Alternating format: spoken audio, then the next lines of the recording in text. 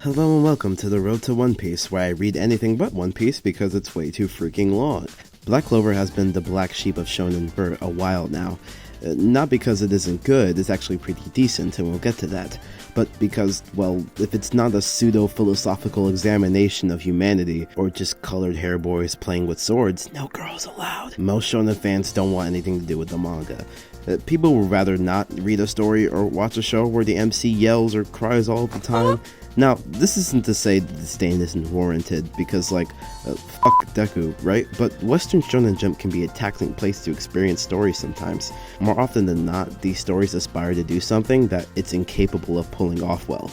Trying to talk about the human experience while making characters feel inhuman, not having a competent focus halfway through, or trying to tell a story about togetherness when the characters feel anything but. Even good stories can feel emotionally taxing. I can't go 2 seconds in Chainsaw Man without thinking someone's gonna die, and it'll all be my fault for being invested.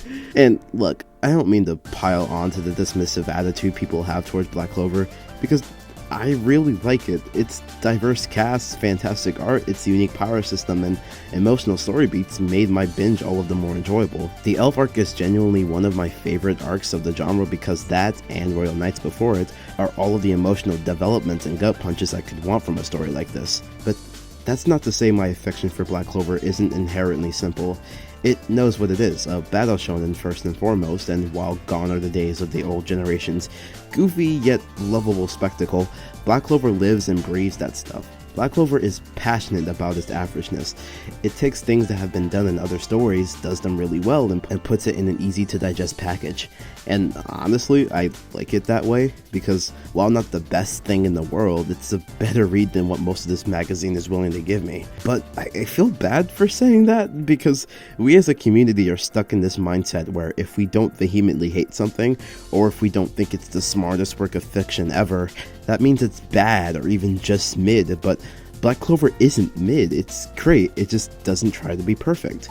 Aside from stellar depictions of family, courage, and self-motivation, it doesn't try to stroke your own intelligence. And in a meeting where everybody wants to be the next Anno, to make the next Evangelion, it's a breath of fresh air.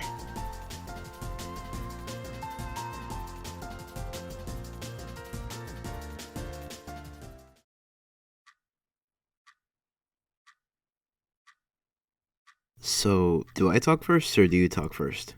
Do you know why you're here, Niam? それで、誰か私に他に質問はありますか? Yeah, I got a couple questions. Why are you such a con, you son of a bitch? My intrusive thoughts? Why do you think you acted out? Is it because of a personal loss? How did you... I'm a fan of yours. Look, I'm going through a lot right now. Can we just skip to the part where you profit off of giving me pills that don't work? Grief isn't as simple as a 5-stage process where you enter one period and immediately fall out of it. Sometimes you're stuck in one phase. Sometimes you repeat them. The most important thing is letting yourself be stuck for a while and acknowledging how okay it is for you to be so intense, I suppose. My bad. Sorry. I ate a quarter pounder of the Big Mac and large fries, you know what I'm saying? You know, I got a little gap.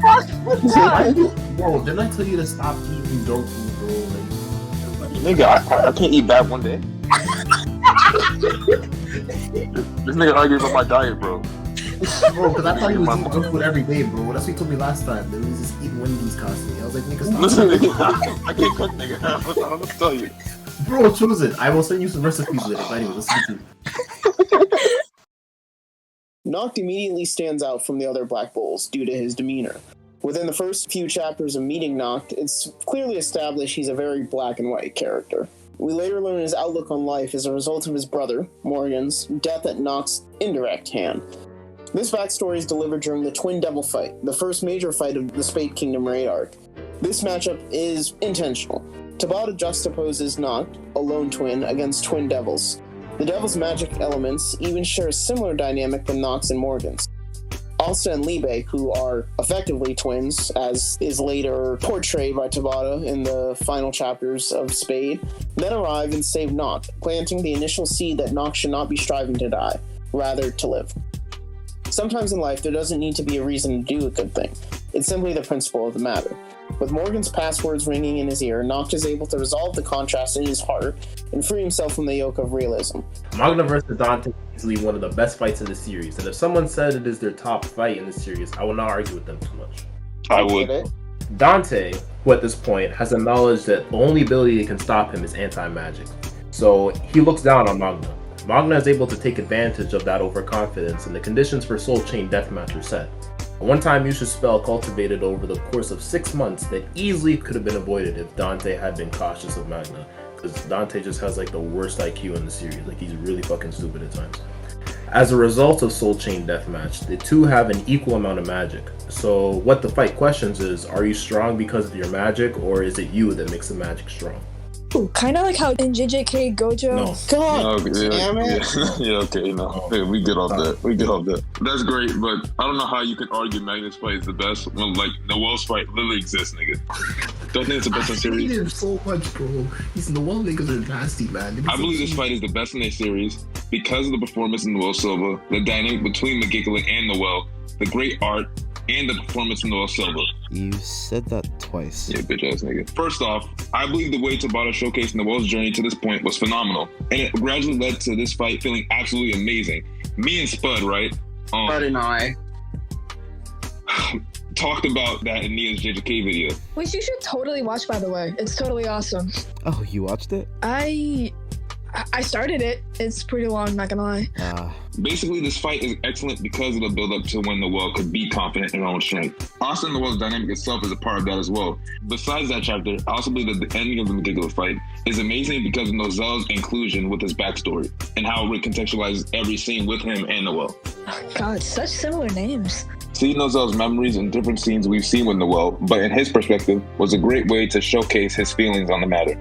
To learn how Nozel felt all this time about his mother's death, how he blames himself for it, how he let that all out on Noel and pushed her away. It was a great direction for Tabata to take for his character, and it even fleshed out Noel and Nozel's relationship more. Even though his character isn't totally redeemed, it's a showcase of improvement and made him realize that he and Noel should have grown together. It then ends with an emotional final spread of their mother embracing them. With her cheeks out. I didn't even notice her cheeks were out. That's the bro. I remember we were talking about that in chat. We both did not know her cheeks are out. It's people pointed out. See, but the thing though is because if you were Japanese, it wouldn't move you like that. So maybe you still be Japanese. You need to understand the culture though. That's your problem. But you niggas don't understand the culture, bro. It's even European culture too. People like this, right? If you go to the Louvre, there's a bunch of sculptures with niggas' dicks out, but it's still art. Right. When we get the final cover page of Black Clover and it's also with his dick out, real fiction.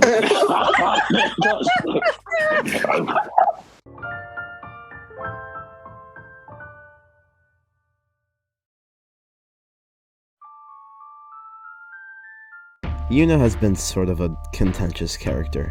Most people like him, however, they're a bit disappointed by his characterization. A proper deuteragonist develops alongside the MC. We see him grow and struggle to get what he wants while the main character goes through similar difficulties. Yuno is different though. We don't really see him much at all. When we do, he comes in, does something raw, says, "I'm gonna be the Wizard King," and then leaves for a plentiful amount of chapters.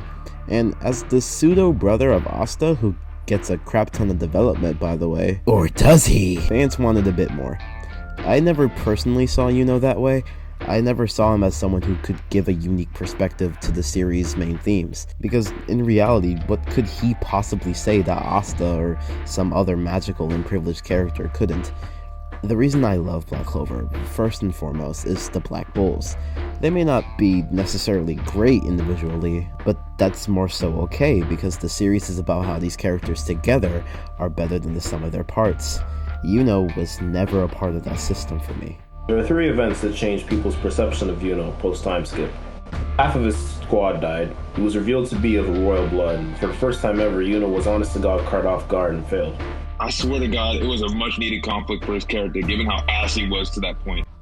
hyperbole aside, it made his glow up feel much more earned. Some felt it was underbaked given how little we saw of Yuno's team. It's because their deaths mean something to Yuno that we care, because Yuno means something to us. Not to me, nigga.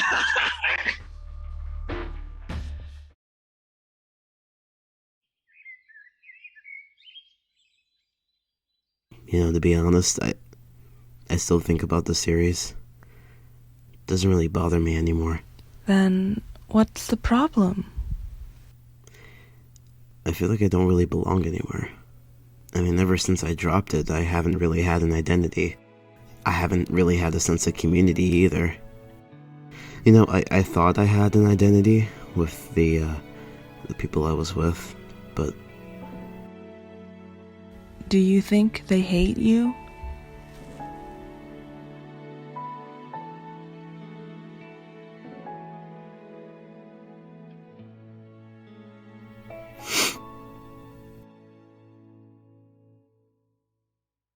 I think Tabata's greatest strength is also his greatest weakness.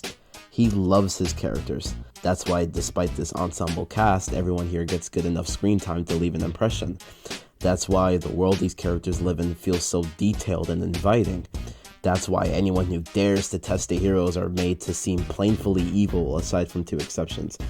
And that's why people can't die. Characters don't need to die for there to be consequences, though. Yeah, but if you put otherworldly demons in your story and display how just a fraction of their power is almost unbeatable in repeated 1v1s, I expect them to catch some bodies. Tabata, when it mattered the most, was uncomfortable with his own passions.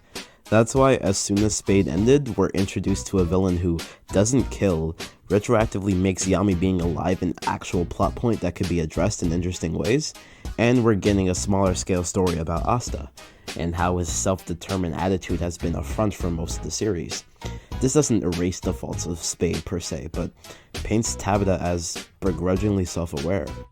I like Black Clover. Maybe I don't love it, but I respect it, and I'm very open to whatever narrative endeavors Tabata wants to attempt in the future. Because, at the very least, I know it will have a ton of heart. So, who thinks Yami should have died? So let me tell you something, because I mean, at here's first the I thing, should have right? thought that nigga should have died, but right now he shouldn't have died. Okay? Nigga, I think Yami got nice I picks, agree though. with Hope. a famous man once said this before. Let him cook. And that's what I'm going to do. The famous philosopher Asex told me, let it go. He can't be better than it.